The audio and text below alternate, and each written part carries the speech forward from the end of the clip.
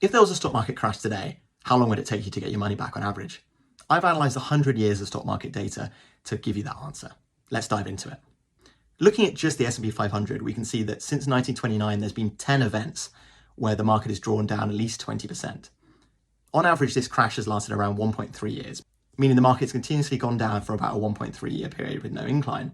And then on average, the amount of time to recover since then has taken around 4.4 years, meaning the average kind of time to recover has been about 5.7 years from the initial crash to reaching new highs. So that's not an insignificant amount of time. And I think really highlights that if you're investing, make sure that you've got around a 5 to 6 year period where you don't need the money, just in case there's a stock market crash just after you invest. Obviously, this period goes back quite a long way and is not entirely representative of kind of the modern world.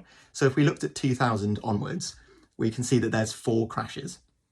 In this, the average crash lasts about 1.1 years, and the average time to recovery lasts around 2.8 years, meaning the overall average lasts around 3.7 years before you're reaching new highs again. In this, we see that there's kind of a range of crashes. We can see the worst drop was around 50%, and the smallest drop was around 20%. But I think this kind of holds up that even looking at more modern data, so we're not including the Great Depression, which happened a long time ago and was catastrophic. It takes about 4 to 5 years if there's kind of a significant crash of around 20% to recover back to where it was before. I've got plenty more data where I go into looking at other indexes in a full video down below, so follow that for more.